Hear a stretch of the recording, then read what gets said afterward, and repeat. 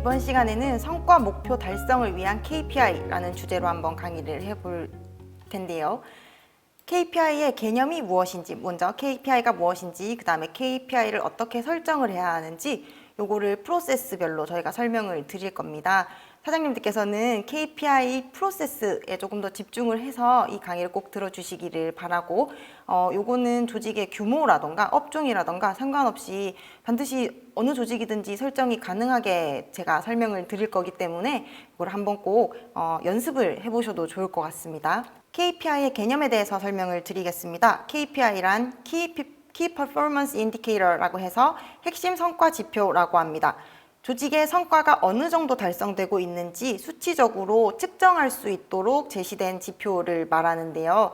그러면 KPI가 왜 필요한지 설명을 우선 드리겠습니다. 아까 제가 도덕적 K 이야기를 하면서 이 도덕적 K를 해소할 수 있는 툴이 마련이 되었으면 하는 욕구를 스타트업 이제 대표님들께서 많이 가지고 있고, 또 실제로 그 도덕적 K를 해소할 수 있는 어떤 구체적인 기준이 있으면 조직이 처참한 초기 실패를 피할 수 있다라는 그 말씀을 드린 적이 있는데, 조직도 어느 정도 성과가 달성이 되었는지 파악이 가능하고 또 그게 확보가 되어야지 운영상 어려움이 없는 것도 물론이거니와 이 업무를 수행하는 조직 구성원들도 자신이 어느 방향으로 얼마만큼 더 나아가야 될지에 대해서 이제 길라잡이가 필요할 수 있거든요. 그게 아니라면 이 지표라는 것, 뭔가 측정 가능한 어떤 기준이 없으면 조직은 조직대로 따로 자기의 목표를 세우고 구성원들은 거기와 무관하게 그냥 자기가 하고 싶은 일을 해버릴 수가 있는 거죠. 뭔가 기준점 없이 표류하게 되는 조직이 되지 않으려면 이 KPI가 꼭 필요한데요. 이렇게 중요한 KPI를 어떻게 설정을 해야 되는지를 우선 설명을 드리겠습니다. 여기 앞에 나오는 요 분은 현대경영학의 아버지 피터 드러커입니다. 이분이 했는 아주 유명한 말이 있는데, 당신이 뭔가를 측정할 수 없다면 요거를 관리도 할 수 없다. 그러니까 뭔가를 관리해내기 위해서 이 측정이라는 것이 굉장히 중요한 역할을 한다라는 것을 말을 해서, 여기에 착안해서 우리가 이제 KPI를 어떻게 설정할 수 있을지를 설명을 드릴 수 있을 것 같습니다. 첫 번째로는 KPI가 구체적이어야 합니다. 구체적이라는 말은 뭔가 이렇게 추상적으로 단순히 매출액 얼마, 영업이익 얼마가 아니라 상반기 매출액이 몇 % 이상 증가라던가 비용을 어느 정도 절감해서 영업이익이 몇 % 상승이 되었다라는 식으로 아주 구체적으로 파악이 되면 좋겠고요. 그다음에 말씀드렸듯이 수치화된 지표라고 했습니다. 그러니까 당연히 측정이 가능하게 수립이 되어야 할 것입니다. 단순히 매출 향상, 그다음에 영업이익 증대는 제대로 설정이 된 KPI가 아니겠죠. 그리고 아까 말씀드린 것처럼 기준점 없이, 그 다음에 공동의 목적 없이 표류하지 않으려면 상하위 목표들과 연계되는 KPI가 제대로 설정이 되어야 합니다. 이게 KPI 프로세스를 보면서 어떻게 설정을 해야 되는지 한번 들어보시면 파악이 되실 거거든요. 먼저 앞에 나온 게 이게 전반적으로 KPI의 프로세스이고요. 하나하나 뜯어서 설명을 좀 드리도록 하겠습니다. 먼저 첫 번째 단계입니다. KPI 추출 단계입니다. 요거는 핵심 성공 요인이라고 해서 조직이 수립한 어떤 전략에 매칭이 되는 핵심 성공 요인이 있을 건데, 그러니까 그 전략이 성공했다고 볼 수 있으려면 어느 상태에 이를 수 있을까, 조직이 이것과 관련된 개념이거든요. 그러면 그 조직에 매칭되는 KPI를 선택해내는 단계입니다. 여기에 이제 세부적인 절차들은 이렇게 있어요. 전략을 파악을 하고 CSF를 정의하고 KPI를 선정한다. 좀 하나하나 설명을 드리기 위해서 제가 가장 친숙한 카페 창업을 예시로 들어서 설명을 드리겠습니다. 자, 제가 이제 카페를 창업을 하려고 해요. 근데 우리 카페가 이제 동네에 카페가 너무 많은 거죠, 요새는 나가면. 그래서 이렇게 많은 카페들, 이렇게 치열한 경쟁에서 살아남기 위해서 내가 우리 카페는 어떤 식으로 운영을 해야 될까 고민을 좀 해봤어요. 그래서 고민을 해봤더니 막 짧고 굵게 한 번에 유명한 카페가 되고 싶은 마음보다는 좀 가늘어도 길게 가고 싶은 거예요. 좀 어느 정도 단골도 확보를 하면서 그렇게 유명하지 않고 북적북적 되지 않아도 되니까 그냥 망하지는 않았으면 좋겠다. 이런 식으로 일반 전략을 수립하게 됩니다.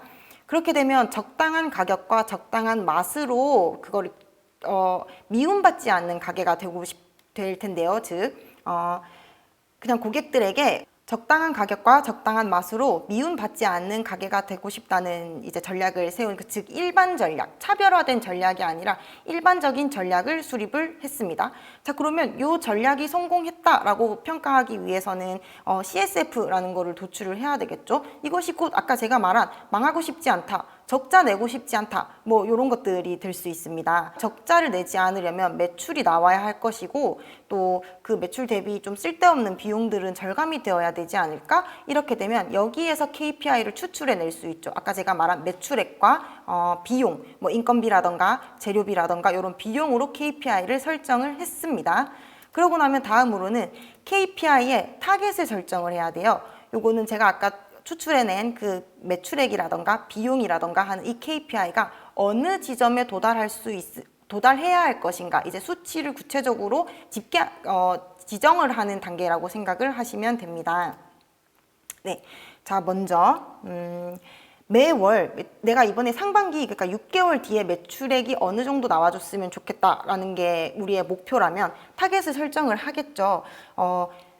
매출액이 몇 퍼센트 이상 향상이 되었으면 좋겠다, 뭐 혹은 비용을 어느 정도 절감을 했으면 좋겠다, 이런 것들 아주 구체적으로 뭐 타겟을 설정을 할 수 있을 텐데, 뭐 매월 매출액이 얼마 이상 나와야 할까, 매월 기본적으로 뭐 카페 인건비가 매출액 대비 몇 퍼센트 이하여야 할까, 이런 것도 아주 구체적으로 타겟 기준을 설정을 할 수 있는데요.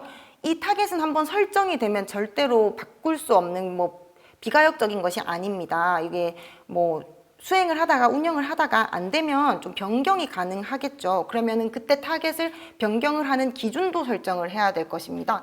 요즘처럼 코로나가 조금 잠잠해진다, 그래서 이제 방역 수칙이 좀 완화되고 손님들이 많이 들어온다라고 하면은 아무래도 다른 인력도 뭐 추가적인 인력이 필요할 텐데, 그러면은 인력을 많이 사용을 하면 비용이 어느 정도 증가할 텐데, 요거까지는 뭐 어느 선까지는 가능하게 허용을 할 것인지에 대한 기준도 설정을 할 수 있고요. 아니면은 뭐 음료를 제조하는 데 들어가는 비용들, 이거를 단순히 비용으로만 볼 것이냐, 뭐 신메뉴를 개발하기 위해서 투입하는 이 비용들은 뭐 투자 비용, 투자비라고 할 수도 있지 않을까? 그러니까 이걸 단순히 비용으로만 처리하기에는 문제가 있나? 이런 기준들, 아주 세부적인 기준들을 설정을 하시는 겁니다. 그리고 이제 조정안을 도출을 해서 KPI 타겟을 설정을 합니다.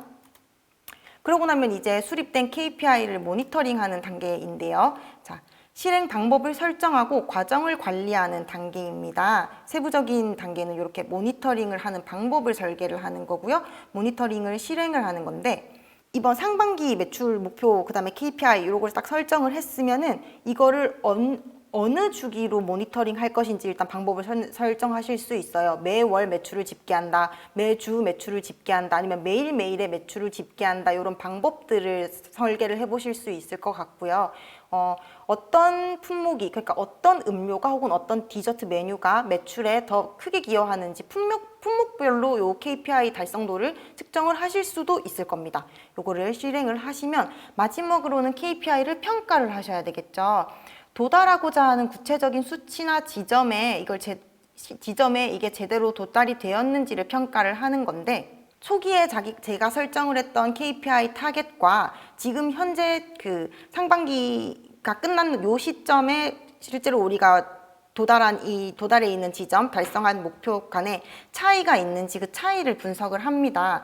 그 차이가 뭐 플러스인지 마이너스인지 일단 파악을 해야 되겠죠.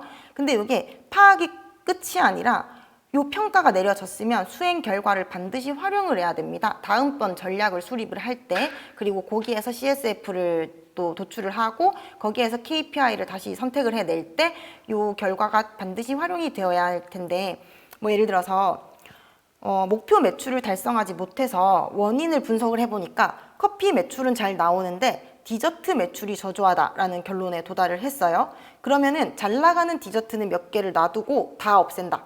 뭐 아니면 뭐 커피에 집중을 더 한다. 뭐 아니면은 아니다, 이게 전체적으로 매출이 끌어올려지려면 디저트에도 우리가 주력을 해봐야 되겠다 라고 뭐 결론을 내린다. 그러면은 디저트를 더 개발하고 이걸 더 맛있게 만들 수 있는 방법이 있을까? 또 어떤 다른 사람들을 한번 초빙해 올 수 있을까에 대해서 고민이 들어갈 수 있겠죠.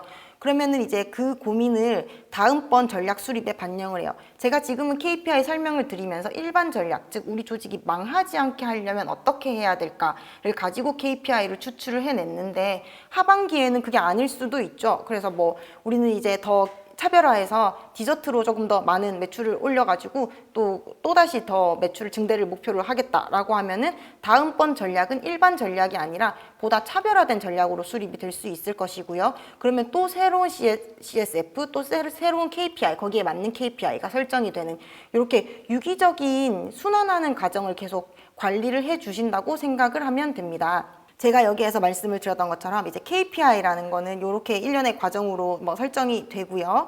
뭐 일단 가장 중요한 거는 측정이 가능하게 또 구체적으로 설정이 되었는지, 그리고 지금은 제가 뭔가 소규모 카페를 예로 들어서 그런데 이 카페가 조금 더 이렇게 커졌다라고 한다면 조직 내에서 설정된 그러니까 카페 매장 전체에 설정된 KPI가 내부 직원들한테는 어떻게 연계가 되어야 되는지에 대한 고민도 분명히 필요할 것입니다. 그리고 또 요 정렬이라던가 연계, 조직의 전체 이제 수준에서 어떻게 연계가 되어야 되는지에 대한 고민이 많아지다 보니 최근에는 요 KPI를 조금 더 발전하는 어떤 성과관리 툴이 없을까 고민이 많아졌고 그래서 새로운 또 성과관리 제도가 등장을 했죠. 네, 그래서 지금까지는 지금 실무에서 가장 많이 활용되는 성과관리 수단인 KPI에 대해서 제가 설명을 드렸고요. 다음 시간에는 이 KPI에 보다 도전, 혁신, 창의, 이런 개념들이 이제 추가가 되고 거기에 자율성이라던가